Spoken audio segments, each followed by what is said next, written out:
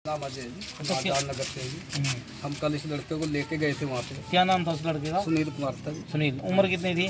लगभग 30 साल थी उसकी। 30 साल। जो काफ़ी समय से बीमार भी था, सांस की दिक्कत थी उसको। उसको लेकर के वहाँ गए, वहाँ पे कोई ट्रीटमेंट नहीं हुआ। कहाँ गए आप? सरकारी हॉस्पिटल के अंदर किसी प्रकार का कोई भी ट्रीटमेंट नहीं किया गया उसको। उसके बाद लड़के से जो परिजन साथ में थे, भाई था उसका, इससे 1100 रुपये वहाँ से जो मतलब रेफर करने के लिए अग्रवा के लिए 1100 रुपये। किस समय गए थे आप? तो एक बार ये बताओ। कल शाम को गए थे तकरीबन 8 बजे की बात है। हाँ, तो वहाँ जाकर आपको क्या देखने को मिला? वहाँ देखने को ये मिला है जी, उन्होंने 1100 रुपये रेफर के लिए मांगे गए हैं। अच्छा। लड़के को जिसमें नहीं, सबसे पहले उन्होंने एक इलाज शुरू किया? नहीं, उस टाइम कोई इलाज नहीं किया था। उन्होंने सीधा कह दिया इसको ले जाओ, इसने स्मैक पी रखी है। अच्छा। यानी नशे का उसको आरोप लगाया उसके ऊपर, मरीज के ऊपर जो भी है।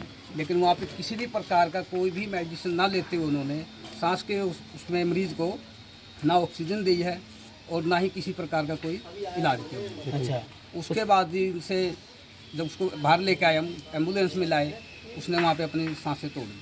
अच्छा जी। उसके बाद वहाँ उससे पहले तो कोई भी नहीं था। हाँ। कोई अधिकारी नहीं था। उसके बाद वहाँ पे सभी इकट्ठे हो गए। अच्छा। उसको अंदर लेके गए हैं, हाँ। ऑक्सीजन लगाई थोड़ी बहुत। अच्छा, मरने के बाद? मरने के बाद फिर जब सांस तोड़ दी। देखो भाई, हमारा प्रशासन किस प्रकार का प्रशासन है भाई। जिंदा जब जी रहा था, मरने से पहले। इतना बड़ा हॉस्पिटल होते हुए भी कोई स्वास्थ्य सेवाएं यहाँ पे नहीं है। नरवाना का जो स्वास्थ्य विभाग है ये इस चीज़ के जिम्मेवार हैं, इसकी जो मौत हुई है। जहाँ तो तक परिवार में कौन कौन लोग हैं? परिवार में जी ये बूढ़ी माँ बाप है उसके, बुढ़िया जो मतलब उसको अदरक की शिकायत है, वही कमाने वाला है कि भाई है, एक ही है और कोई नहीं। आप भी था साथ में? तो क्या ऐसे क्या घटना घटी है? ये गए थे जी, डॉक्टर ने पहले तो बाहर की दवाई लिखी जी, फिर घंटा 1.5 घंटा मतलब रखा था। उन्होंने फिर रेफर करने को बोला था जी। रेफर करने को बोला, फिर मैंने उनसे पूछा मैं रेफर गया क्या लोगे? नहीं, वो बोल रहे कि तुम पैसे लगेंगे तुम्हारे, जीन तो जाएगी फ्री जाएगी, और अगर वो ले जाओगे तो 1100 रुपये लगेंगे। डॉक्टर भी था और वहाँ पर एम्बुलेंस वाला भी था, सरकारी एम्बुलेंस वाला भी था, तो 1100 रुपये लगेंगे कहीं जाओ, जीन जाएगी फ्री जाएगी। अच्छा, ये बोल रहे थे वो। सरकारी एम्बुलेंस थी वो? हाँ, सरकारी थी जी। वो पीछे खड़ी थी, वो कह रहे थे हमारे पास है ही नहीं, हम तो प्राइवेट भेज सकते हैं। अच्छा, प्राइवेट थी क्या? सरकारी है वो? वैसे तो सरकारी थी उनके पास, लेकिन बोल रहे थे कि प्राइवेट है, हम भेज सकते हैं, 1100 रुपये लगेंगे अगर वहाँ तक जाने के। अगर जीन जाओगे तो जीन से फ्री मिलेगी आपको सेवा। तो किस प्रकार के हालात थे आपके भाई के जो भी थे? बिल्कुल खत्म था जी। अच्छा जी। तो कुछ ट्रीटमेंट किया उन्होंने? उम्मीद थी जीने की, किया था। उसकी उम्मीद थी जीने की। अच्छा। मगर डॉक्टर लोगों ने मतलब कोई संभाल नहीं करी इसका। अच्छा। मेरे कहने का मतलब यह है कि आगे किसी के लड़के के साथ कुछ ऐसा ना होना चाहिए। किस प्रकार के हालात नरवाना हॉस्पिटल आपने? इस तो मैं कुछ नहीं कह सकता, मतलब कोई डॉक्टर भी नहीं था, ना कोई कंपाउंडर था, ना कोई नर्स थी। जब वो ख़त्म हो गया तब नर्स भी आ गए, डॉक्टर भी आ गए। यानी कि पहले जब आदमी को जरूरत होती है इलाज की, उस समय तो कोई साथ में नहीं आता, मौके पे कहीं संभाल नहीं किया। अच्छा, बाद में सभी आ गए। बाकी सुन गया। तो क्या चाहते हो, कौन जिम्मेवार हो, किसको मानते हो आप? हम तो मेडिकल को भी जिम्मेदार मानते हैं। अच्छा जी। हाँ जी, प्रशासन के लिए सनत है। और कौन है आप? सकते हो उसके? मैं उसका चाचा लगता हूँ। आप भी गए थे वहाँ? मैं जब इन्होंने रेफर करा तो मैं गया था। मैंने देखा कि वहाँ पे सरकारी एम्बुलेंस वाला बैठा था, डॉक्टर बैठे। मैंने बोले भाई क्या बात है, आप रेफर क्यों नहीं कर रहे? वो बोला कि जिंद के लिए फ्री कर देंगे, अगर वो ले भाई आप फ़ोन कर लो फ्री चाहते हो। तो उन्होंने मेरे से 1100 का चार्ज बोला। इसको कम नॉलेज थी इसलिए इन्होंने मुझे फ़ोन किया। हम 2-3 जने के भी आगे जाना था, इसलिए हम एम्बुलेंस 2-3 जने आगे जाने का तो होता ही, एक जना तो नहीं संभाल सकता। जाते वहाँ पे पता लगा कि भाई उन्होंने 1100 मांगे। फिर मैंने टोल फ्री नंबर करा एम्बुलेंस वालों को, तो उन्होंने बोला कोई नहीं भाई फ्री ही जाएगी। तो जो सरकारी एम्बुलेंस वाला बैठा था उस पर कोई कॉल नहीं आई, फिर वो तुरंत चलने के लिए राजी हो गया। जहाँ तक कि वो आधे पौने घंटे से सरकारी एम्बुलेंस वाला बैठा, उसको सब पता था कि इसकी दिक्कत क्या है। उसको ये पता था कि इसके सांस की बीमारी है, इसको भाई ऑक्सीजन की ज़्यादा जरूरत है। जब हम इसको ले गए तो वहाँ पे ना कोई, मैं अंदर गया देखा तो मैं सारा पर जैसे जो पुलिस वहाँ पे होते हैं अस्पताल के, जैसे कि नर्स हो गए जो भी है, मैंने देखा मैं जी मरीज़ कहाँ पे है, वो बोले इमरजेंसी में जाके देखा कोई मरीज़ नहीं। उसको वार्ड में घेरा हुआ था, जो इमरजेंसी केस बनाया उसको वार्ड में रखा गया, जहाँ पे उसके पास कोई भी नहीं था। डॉक्टर भी वहाँ से गायब हुए थे। तो वहाँ पे मैंने देखा कि 2 नर्स, पता नहीं 2 जेंट्स है जो वहाँ पे काम करते हैं, वो आराम से सोए होते हैं। उनकी ड्यूटी नहीं है सोने की, नाइट ड्यूटी में उनका काम होता है, पर वो सोने लग रहे थे। जब उन्होंने देखा कि एक भी नहीं था वहाँ पे बंदा, तो मैंने देखा, फिर मैं उसको इनसे बोला भाई कोई सुविधा नहीं है, भाई एक काम करो जल्दी जल्दी। इन्होंने गोद में उठाया, मेरे बड़े भाई ने, मेरे बड़े भतीजे ने गोद में उठाया, हम एम्बुलेंस तक ले गए। एम्बुलेंस भी ज़्यादा उन्होंने लाने में 2 मिनट नहीं लगती, उन्होंने 10 मिनट लगा दी। फिर उन जिस एम्बुलेंस वालों को ये पता था कि इसके सांस की दिक्कत है, जिसको आधे घंटे से पता है, डॉक्टर ने इनके सामने पर्ची बनाई है, वो बाहर जाके कहता है कि इसको ये पूछ के आओ कि इसकी ऑक्सीजन लगेगी नहीं लगेगी, और जिसकी उसको एम्बुलेंस वालों को सब पता था। फिर मैं जितने पूछने गया हूँ, फिर हमने वो तैयारी की है ना एम्बुलेंस ऑक्सीजन लगाने की, इतने में उन्होंने दम तोड़ दिया। उसके बाद तुरंत ही मैं अंदर गया, मैं बोला डॉक्टर सर देखना। डॉक्टर ही वहाँ से तुरंत गायब हो चुका था, इधर उधर निकल चुका था, सिर्फ एक नर्स बैठी थी। मैंने बोला मैम ऐसे ऐसे, बोला लगता है कि भाई दम तोड़ दिया। देखा तो इन्होंने तुरंत, इतनी बात सुनते ही कम से कम 25 जने आई।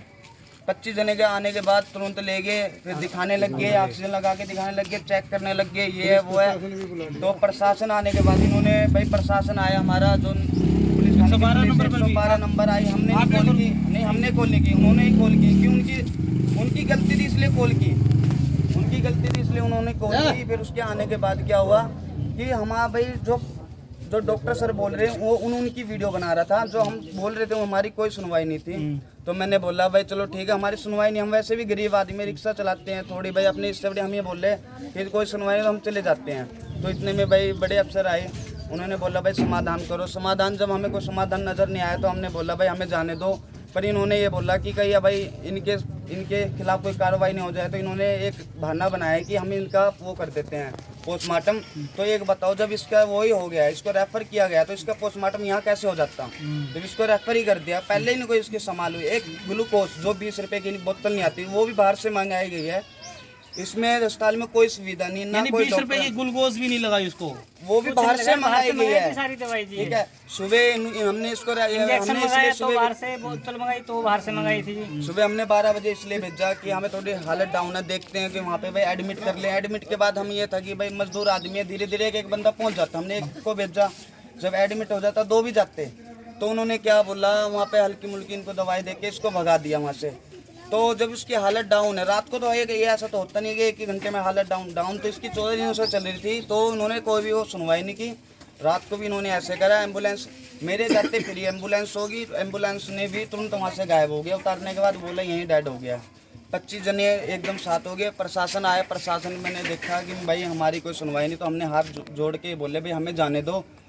पर यह है कि मैंने ये पता लग गया कि हमारे नरवाने में कोई चीज़ का सुधार नहीं है। गली भी होगी, इसमें गंदे नाले, गंदगी, अस्पताल, थाना, पुलिस सब अमीरों पे बिका हुआ है। ये प्रशासन को, जो अस्पताल का जो स्टाफ है, उसको लेकर आपको क्या कहना है कि किस प्रकार से आपकी जो देख रेख की गई वहाँ पर? वहाँ तो है, बस देख रेख क्या बताऊँ, ऐसा लगता है कि वहाँ पे वो अस्पताल नहीं है। वो एक खेल का मैदान है भाई, जैसे लगा लो सोने का वो है जरिया है कि अपने दिन में खेलो कूदो, दिन में अपने काम करो, रात को वे नाइट ड्यूटी के बस सरकारी पैसा नहीं दे रही है उनको, वे चुपचाप आए सो जाते हैं। वो उनको कोई मरीज आता है तो एक पट्टी कर देते हैं, नहीं थोड़ी सी हल्की सी भी दिक्कत होती है ना उसको रेफर कर देते हैं। ये बड़ी बात है। नॉर्मल डिलीवरी भी होएगी ना, उसको भी मिनट में ना बोलेंगे जीन ले दो नॉर्मल डिलीवरी।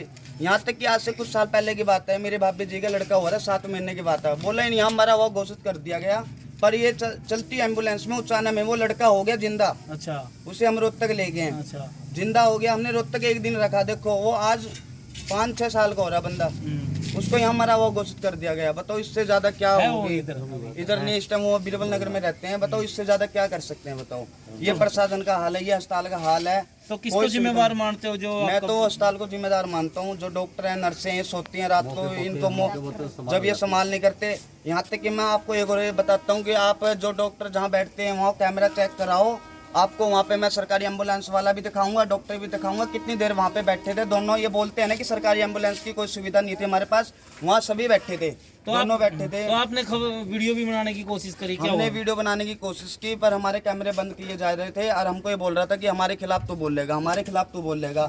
मेरे को भी धमकाया गया, मुझे ऊंची आवाज़ से बोला गया, इनको भी धमकाया गया। पर हम तो ये चाहते हैं कि भाई हम गरीब आदमी हैं, हमें क्या मुझे ज़्यादा हमें क्या करेंगे, अंदर पा देंगे। गरीब आदमी हम तो ये ज़्यादा कर सकते हैं भाई, हमारे साथ कोई बड़ा इंसान खड़ा नहीं हो सकता। क्योंकि आजकल अमीरों की सुनवाई है, 2 मिनट में उनकी पहुँच लग जाती है, पर हमारी कोई सुनवाई नहीं। हम ये चाहते हैं कि चलो हमारे साथ जो हो गया भाई आगे और किसी के साथ नहीं होए। अरे इस अस्पताल को ना जो भी है इनको सुधारा जाए, सुधार में इनको सजा तो मिलनी अभी चाहिए। जो दाह संस्कार है आपके जो भतीजे कर दिया है, नहीं हमने करा नहीं है, हम चाहे तो अभी देखो हम चाहते नहीं है भाई प्रशासन को भी आपने दुखी रात करे। में मीडिया वाले को भी फोन किया हमारे मैंने पास? फोन करा पर मीडिया वाले क्या एक मजबूरी होगी थी उनकी, कोई लगा लो बाइक बुक थोड़ा प्रॉब्लम थी, वो आ नहीं पाए, नहीं हमको रात को लेके आना नहीं था। पर वहाँ पे हमारे ऊपर ना ऐसे छाए हुए थे, पुलिस वाले भी, डॉक्टर ऐसे छाए हुए थे जैसे कि हमें वहाँ पे मार के ना घेर दिया जाए, इसलिए वहाँ से निकलना पड़ा रात को ही। यानी डर आपको भी लग रहा था अगर कहीं? हमें ये लग रहा था हम 7 जने और वो कहाँ 25 जने पुलिस वाले, हमें डर ये था जिसमें 25 वो वहाँ के हो गए डॉक्टर सर